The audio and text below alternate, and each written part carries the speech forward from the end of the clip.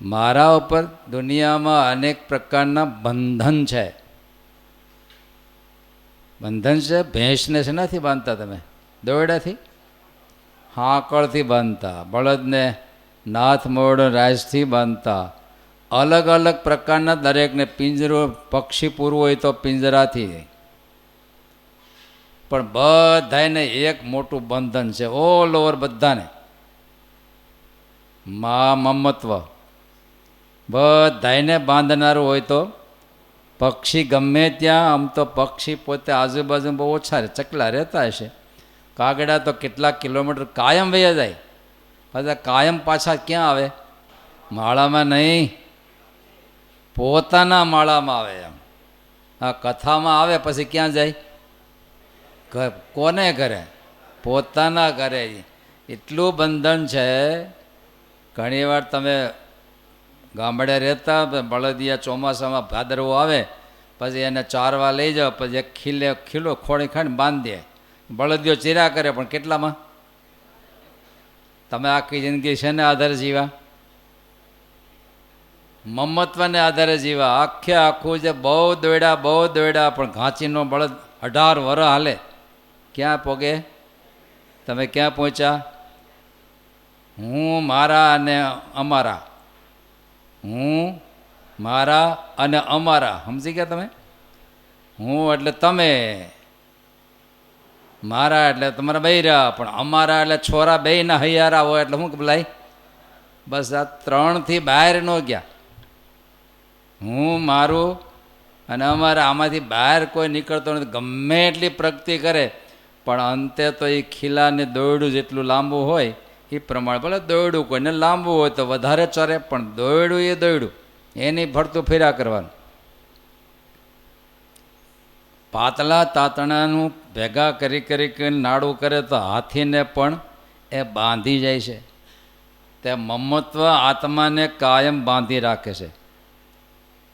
મમત્વ, ભગતનું નામ તો ભૂલી ગયું. મહારાજ એને તેડવા આવ્યા ત્યારે કીધું, મહારાજ હમણાં મને મારા દીકરાની દીકરીના લગ્ન છે અને બીજા નંબરે એક કપાનું ઓરડો ભર્યો છે, વેચવાનો છે. તો આ 2 કામ પતે પછી તેડવા આવજો ને. તમે શું કહેવાનું? સાચું કહેજો.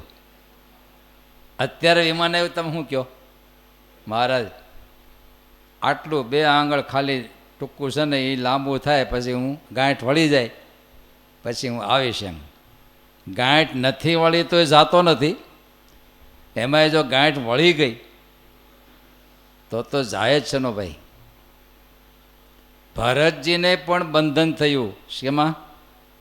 મૃગલા તો જંગલમાં ઘણા હતા પણ મામકું થઈ ગયું અને એમાં હલવાણા. મૃગલામાં નહોતા અટવાણા પણ મારું થઈ ગયું ને એટલે એને બંધન થયું. 3 જન્મ આવ્યા. એક મૃગલાના બંધનમાં 3 જન્મ તો 20-25 ઠેકાણે બંધનમાં કેટલા જન્મ? 83 ભણ્યા છો કે નહીં? 1 રૂપિયાનું 100 તો 25 રૂપિયાનું કેટલું? 2500. આપણે કેટલાક ઠેકાણે બંધન છે. હાંકળી ગામ, ક્યું હાંકળી નથી કેવું ને કે બેવાળી. પૂજારી તરીકે ડોહા હતા અમુક વર્ષો પહેલાં, અને એ 7 વર્ષે દીકરાની વહુમાં આવીને ધૂણ્યા. 80-90 વર્ષે દેહ મૂકેલો, ધામમાં તો ન પણ દેહ મૂકેલો પૂજારી.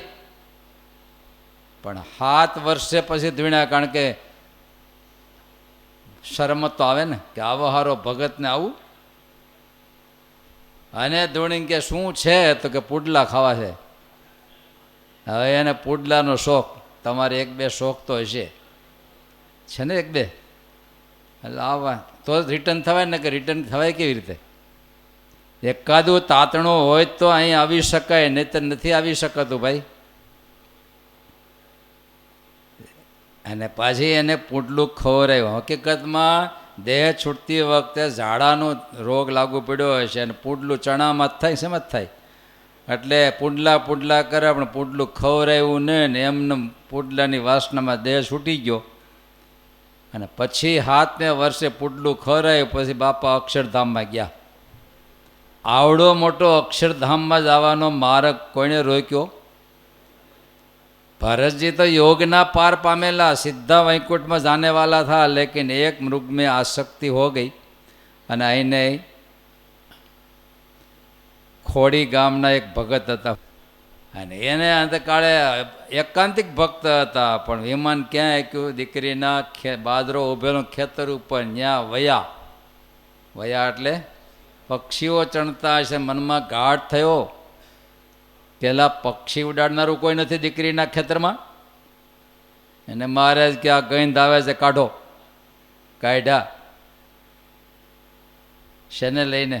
મમત્વ, મારી દીકરીનું ખેતર અને એમાં બાજરો. ઇનડાયરેક્ટ તો એનું જ થયો ને પાછો. આટલું બંધન. ધામમાં જાતા, અક્ષરધામે જાતા શું આવે છે?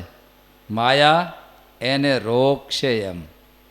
પણ હવે એક છે એ જ બંધન, એ જ મમત્વ. મહારાજે 18,000 ભાગવતના શ્લોકમાંથી એક સિલેક્ટ કરીને દીનાનાથ ભટ્ટને આપ્યો. પ્રસંગ મદરમ પાશઃ મહાત્મન કવયો વિદુહુ. જેવું દેહને દેહના સગા સંબંધીમાં જેવું મમત્વ છે, એવું સાધુ સુકૃતો મોક્ષ દ્વારમ અપાવૃતમ. એ જ બંધન જો આમાં થયું, એ જ મમત્વ આવું થયું. સુરા ખાતેનો પ્રશ્ન શાસ્ત્રમાં લખ્યું છે, જેના કુળમાં એક ભગત થાય તો એના 71 પેઢીનો ઉદ્ધાર થાય. આ વાત સત્ય છે કેમ છે? કાઠી ભક્તોય તર્ક તો કરનારા હતા, અને તર્ક વિના સાચું સાર ન નીકળે. જેના કુળમાં એક ભગત થાય તો 71 પેઢી ઉધરી જાય. સાચું? મહારાજે પણ જવાબ, અલૌકિક જવાબ આપ્યો. ઉધરે કરા, પણ જેને એ ભગતમાં હેત હોય એનો ઉદ્ધાર થાય 71 પેઢીમાં. હેત ન હોય તો 71 પેઢીમાં ઉદ્ધાર ન થાય. એમ તો મત આવ્યું ક્યાં? હેતનો મમત્વ, મારાપણાની બુદ્ધિ. પછી મહારાજ કે એનો કુટુંબી હોય કે ગમે તે હોય, પણ એ ભક્તમાં જો મારાપણાની હેતની બુદ્ધિ થઈ ગઈ તો સંબંધી ન હોય એનું કલ્યાણ થઈ જાય. સંબંધી હોય પણ હેત ન હોય ભક્તમાં તો કલ્યાણ ન થાય. જય સ્વામિનારાયણ.